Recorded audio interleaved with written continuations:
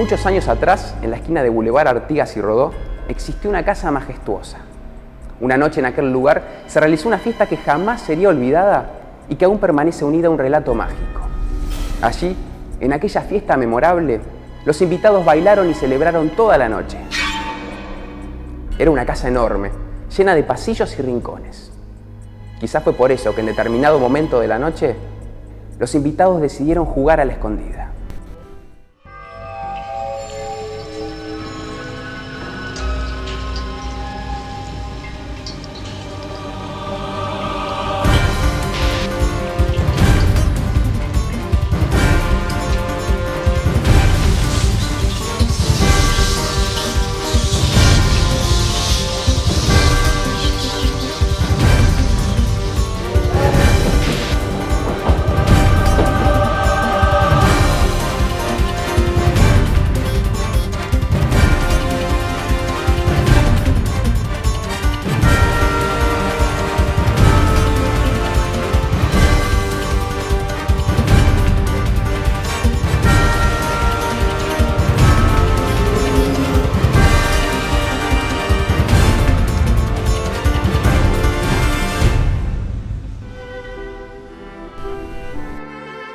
Jugando a la escondida.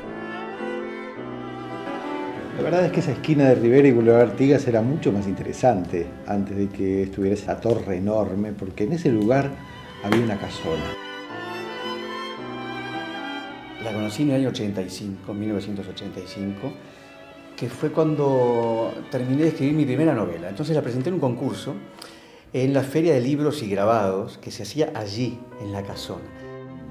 Acontecimiento que recuerdo por aquellos años era francamente memorable, porque muchos de los más destacados intelectuales y sobre todo artistas del grabado y artesanos exponían en aquella feria, y era un lugar casi místico en una época muy dura. En 1985 se hizo la primera Feria de Libros y Grabados después de la dictadura, número 26.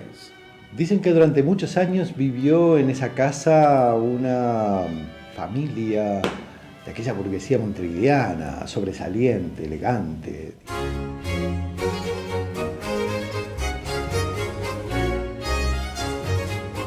¿Cómo era esa casa por dentro? Yo no la conocí toda por dentro, conocí, digamos, los pasillos, el zaguán. Era una casa, si mal no recuerdo, yo no sé mucho de arquitectura, pero yo no sé si no era un estilo colonial inglés. Pongamos que tenía 3 pisos y después los altillos arriba, tipo torre. Y una casa bastante siniestra, ¿no? Pese a ser una familia grande, tenía un hijo al parecer especialmente apuesto, digamos, muy querido por la familia, porque era una verdadera promesa, francamente elegante, muy inteligente, muy sensible también. No sabemos si él estaba verdaderamente enamorado o si aquello era un matrimonio por conveniencia, como era usual por entonces.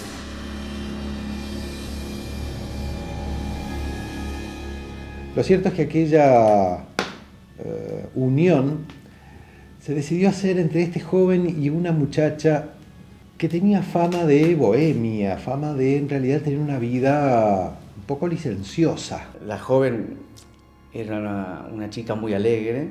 Se decían muchas cosas, que tenía un amante o por lo menos tenía una relación muy cercana con un joven de clase social menos notoria, digamos.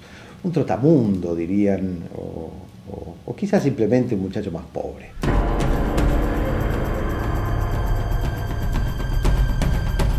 Más allá de los rumores sobre supuestas traiciones, la realidad marcó que aquellos jóvenes decidieron casarse. Y para celebrar su unión realizaron una fiesta que todavía hoy se recuerda.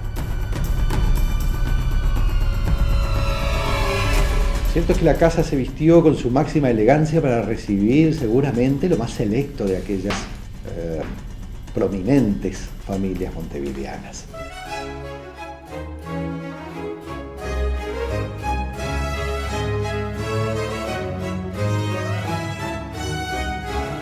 Por entonces era muy común no solo que hubiera en las fiestas orquestas tocando música en vivo, bailes colectivos, sino que también se jugase a cierta altura de la noche entre muchachos que solían casarse muy jóvenes, especialmente las muchachas.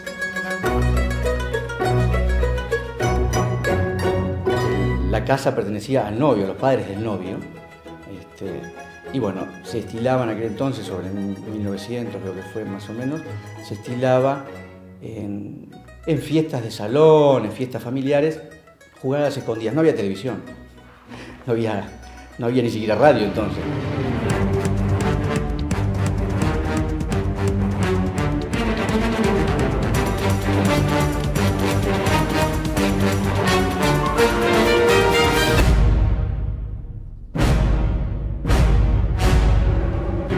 Era un caserón muy grande, repleto de rincones, de muebles antiguos.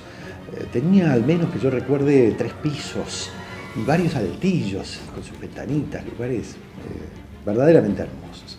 Debió haber sido muy divertido jugar a la escondida en un lugar como ese. Tal vez de las más hábiles al parecer para esconderse era justamente esta muchacha, la novia. Porque en una de las vueltas del juego empezaron a buscarla y no había quien la encontrara.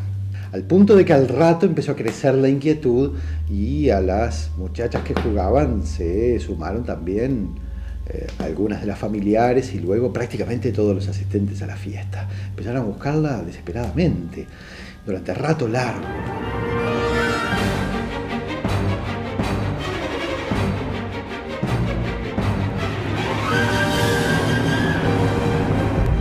Pero finalizó la fiesta y, para tristeza de todos, aquella muchacha no reapareció.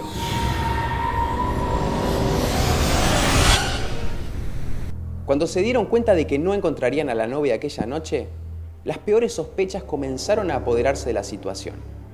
La fiesta se suspendió inmediatamente, pero la búsqueda de la desaparecida no quedó allí.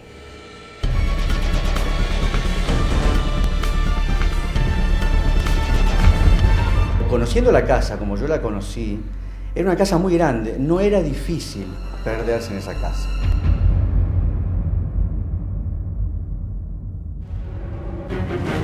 No encontraron ni un solo rastro de la joven, tampoco de aquel supuesto amante del que hablaban. Lo cierto es que la desaparición fue tan difícil de asumir para el novio que decidió viajar lejos para empezar una nueva vida.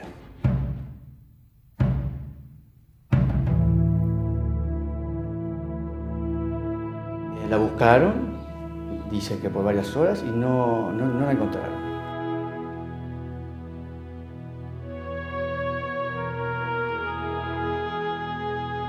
A la mañana siguiente la certeza estaba plenamente instalada. Seguramente aquella muchacha había esperado ese momento casi como una venganza contra quienes pergeñaron aquella unión que ella nunca había deseado.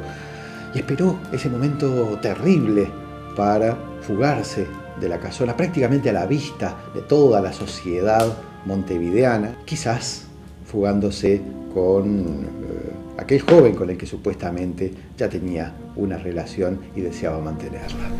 Y por lo tanto, cuando desapareció en el día de la fiesta, todos los familiares, digamos, asumieron que se había escapado con su amante. Por eso tampoco no buscaron más y no la encontraron hasta mucho tiempo después. Dicen, y seguro que es así, que la vergüenza de aquella familia y en particular de aquel joven novio, quizás ilusionado, digamos, con su próximo casamiento, fue tan terrible, fue tan tremendamente dolorosa, que la familia decidió enviar al joven a cursar estudios en Europa. Todo lo posterior a la fiesta fueron momentos muy tristes, fueron un duelo muy grande porque era una fiesta de matrimonio, ¿no? Allí permaneció durante unos cuantos años. Finalizó su carrera y se hizo un camino como profesional en Europa, hasta que decidió volver a Montevideo cuando, tras la muerte de su padre, debía ser él quien se encargara de los temas de sucesión, incluyendo lo que tenía que ver con la propiedad de aquella casona.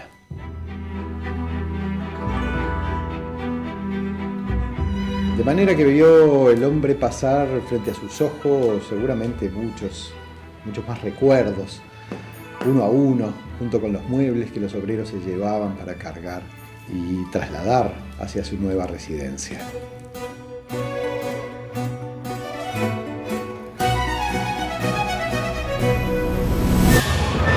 mucho tiempo después, creo que hubo una mudanza o algo así, y el altillo es lo último que se toca, digamos, en una mudanza, ¿no? Es donde uno guarda todas las cosas que no sirven. A la hora de terminar de vaciar uno de los altillos de la casa, uno de los trabajadores fue a buscar a aquel hombre para pedirle que vaciara, al menos en parte, el contenido de un baúl que estaba extremadamente pesado y cuyo transporte por la escalera podía ser muy dificultoso. Así que el hombre subió a abrir el baúl. Nunca se imaginó que cuando abriera aquel baúl, la sorpresa seguramente iba a ser tal vez más grande que el horror. Dentro del baúl estaba, desde hacía muchos años, aquella joven, la que alguna vez fue su novia, todavía con su vestido de fiesta, todavía esperando que alguien la encontrase.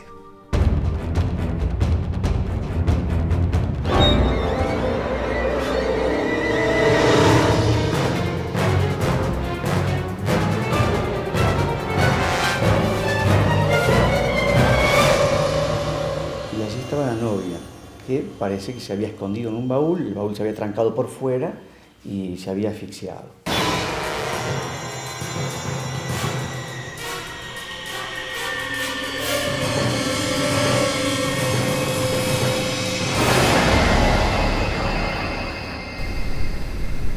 Cuando te la contaron, ¿qué fue lo que sentiste? Una gran tristeza, me parece una historia triste en realidad. Yo creo que es una historia cierta, ¿eh?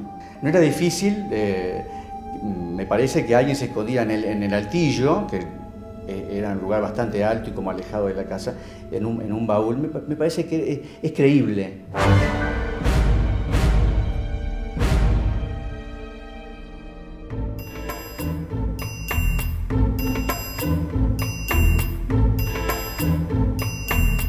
Esta historia siempre estaba allí, ¿no? Estábamos en la casa.